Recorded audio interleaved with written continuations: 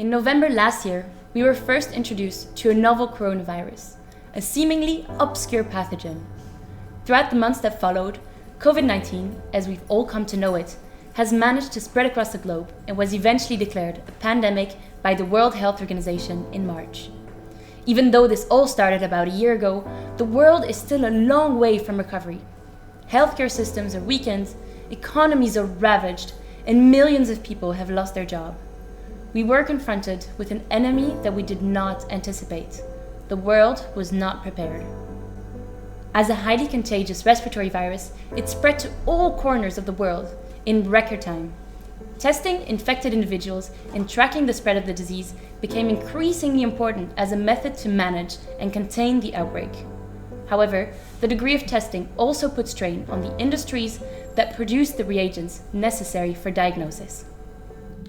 In this era of globalization and climate emergency, novel infectious diseases are emerging more frequently and spread faster. Humans are living closer to the animal reservoir, an abundant source of unidentified pathogens with zoonotic potential. To prevent a new outbreak from becoming a pandemic, we need to be prepared to tackle diseases in their early stages, testing massively and identifying the infected individuals. As shown by our epidemiological model, it is a proven, effective strategy for optimal outbreak containment. Testing is done in various ways. The golden standard for diagnostics, PCR, is not sufficient as it requires a laboratory and specialized personnel, which limits the applicability in crowded or low-resource areas.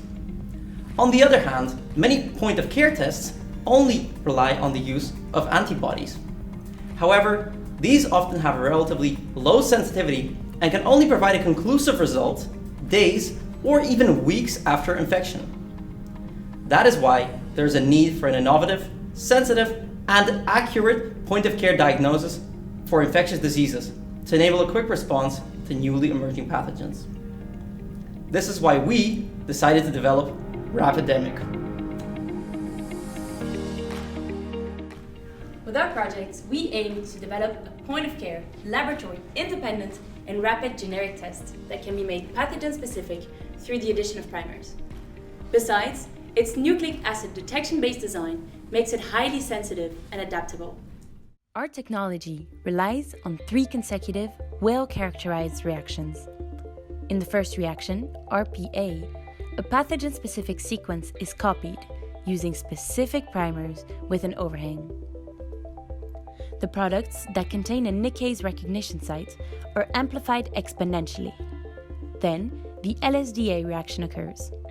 Here, a nickase makes a single-stranded break in the DNA, whereafter a polymerase binds and copies the strand, forcing the GQ section, a DNA zyme, to detach. In the last reaction, the DNA zyme reporter associates with hemin to oxidize a substrate, leading to a clearly visible color change. This indicates the presence of the target pathogen.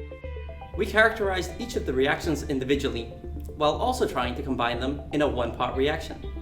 However, to enable detection, we had to modify our original methods. Our first challenge came in the form of DTT, a compound that is added to stabilize proteins. This compound, present in RPA premixes, inhibited the final oxidation reaction. To limit its effect, we came up with 2 strategies. First, we made a low pH oxidation buffer, which inactivates DTT. Second, we diluted the content after each reaction to reduce the amount of DTT that was present in the final reaction. The next challenge we faced was a high false positive rate, which was caused by primer-associated amplification. Through a combination of experimentation and modeling, we were able to determine that a DMSO concentration of 2.5% can prevent primer dimerization. This empirical model was also used to determine several other kinetic parameters. Eventually, we managed to successfully connect each of the reactions to detect, amplify, and report the presence of a target DNA sequence, which provided the preliminary proof for our detection method. Moreover, we contributed several DNA zymes to the iGEM registry. In the future, we intend to improve upon our current design, which includes the reduction of the false positives rate and enhancement of specificity, sensitivity, and limit of detection. In addition, we still want to see whether the RPA and LSDA reactions can be combined into a one-pot reaction, especially since their reagents are quite similar. Finally, we intend to further develop our model to assess the performance of our method more accurately and help to troubleshoot problems, thereby navigating future optimization. With the science covered, we then wondered what else would be needed for our kit to be ready for the world. To answer this, we reached out to several groups of stakeholders as part of our human practices. We asked them about the scientific challenge we encountered in the lab, as well as how to integrate our reactions into a suitable hardware design. Furthermore, we talked to experts in the diagnostic field to identify our end users and a gap in the market. Finally, we considered ethical, societal, and even logistical concerns surrounding our application. Our work distinguishes itself by the diversity of insights we collected, covering a vast variety of topics.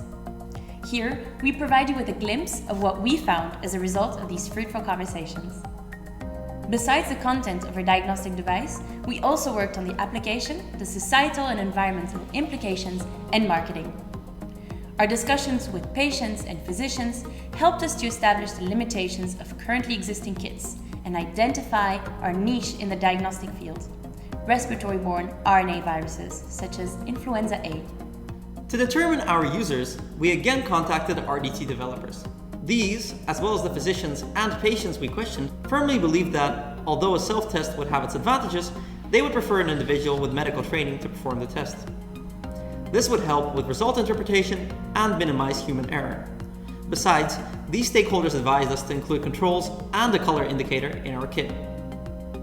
We also deliberated about costs with RDT developers, as we want our kits to be affordable for everyone. The cost of a single reaction is $1.45, which could be further reduced if the kit is mass-produced. Together with experts, we thought of a self-sustaining hybrid economic system that determines the price of our test for each country in an income-dependent manner. The premium price paid by high-income countries would subsequently help co-fund the purchase of tests by NGOs or governments in lower-income countries. Before our kit can be commercialized, however, experts told us that it first needs to be validated and approved by selected notified bodies. These organizations establish criteria that must be met before medical diagnostics can enter the market. Governments and NGOs often purchase medical products based on the recommendations of notified bodies. We learned that we should first focus on a single pathogen for our application to gain a reputation on the market and show that our kit meets all requirements. This could assist us later when we want to focus on the modular aspect of our kit. A good reputation, based on a previous kit, would also accelerate the approval and implementation of a modular one during future outbreaks. Once our kit is approved, the next logical step would be to look into transport and logistics. Our plan would be to mass produce and globally ship our generic kits before the next outbreak. However, in low resource areas, transport conditions could become problematic. For example, constant refrigeration is difficult to maintain during long distance travel when the outside temperature fluctuates. Thus, we intend to make our kit robust and resistant to temperature changes by designing it to be compact, airtight, and freeze-drying its contents. This would improve the shelf life, help retain high-quality performance, and reduce transportation costs. To maintain a low environmental footprint for Rapidemic, we also researched the topic of medical waste disposal to understand the current disposal practices. Two of our team members visited the Netherlands' largest medical waste plant, Zavin. Here, we were given a tour of the facilities and were able to bombard the staff with our burning questions. We left the facilities with a better understanding of the end-of-life options for medical waste, which are rather inalterable. Ron Roffel, the head of Zavin, also gave us insights into the future of medical waste disposal in the Netherlands and beyond, and provided us with tips for our project. As shown in our infographic, Rapidemic consists of two components: a generic kit and a pathogen-specific primer set. The generic kit can be mass-produced in advance and distributed globally to both high and low resource areas. This allows us to have test kits in place before an outbreak occurs. When an unknown pathogen breaks out, its genome is rapidly sequenced and published. Based on the sequence, a primer set can be designed and produced locally. Afterwards, the primer set can be added to the generic kits and make them pathogen-specific in minimal time. The validation process, which is performed by specialized notified bodies, will cause some inevitable delay in the outbreak response. However, it is crucial to ensure the quality of the tests, and the delay is partly reduced thanks to the pre-production of the bulk of the kits. As we want to eventually create a physical device, we have also thought about what would happen after iGEM. To achieve this, we have created a go-to-market strategy based on our knowledge generated in human practices and in collaboration with consultants from Monitor Deloitte. First, we will develop the test kit for a specific pathogen. Next, we will bring it to the market in the Netherlands. In the long term, we aim to establish large-scale manufacturing and work with governments and NGOs to bring diagnostic testing to both high and low resource areas. As a first disease, we have chosen to focus on the respiratory-borne influenza A. There are multiple reasons why diagnostics of influenza A are a promising market. The genetic material of influenza strains mutates very frequently. Furthermore, outbreaks occur each year with large numbers of infections and a high societal cost. Therefore, there is a need for a testing method that is quickly adaptable to new strains. To attract investors, one must demonstrate the novelty of their idea. Our team has therefore filed a national patent application. To help future iGEM teams who would like to patent their invention, we have created a patenting guide. With this, we aim to provide them with guidelines on how to protect their own original ideas. You can find it on our contribution page. During our project, we have received mentorship from IDE Group and plan to keep working with them in the future. Their experience with medical devices has helped us to make the design of our kit more user-friendly and improve the development strategy for our technology. We aim to set forth with this project and hopefully join the venture creation labs of the iGEM EPIC program. This period was a true challenge for all iGEM teams, eager to share their findings, discoveries, and passion for synthetic biology. Indeed, much of the public engagement activities and outreach had to be done from the comfort of our own homes. However, when there's a will, there's always a way. Modern means of communication have enabled us to share our project and enthusiasm with a broader audience to shape synthetic biology. We have therefore been very active in the media to promote our project. We built an elaborate public outreach program and had several collaborations. We also spoke to several news outlets, wrote blogs, and shared knowledge through social media. Finally, we collaborated with numerous iGEM teams from around the world, thereby becoming a part of the global community. A highlight of our activities were most certainly the 2 iGEM symposia, during which several teams from around the world presented how their projects were addressing global and local challenges, sparking a conversation on SynBio with the general public.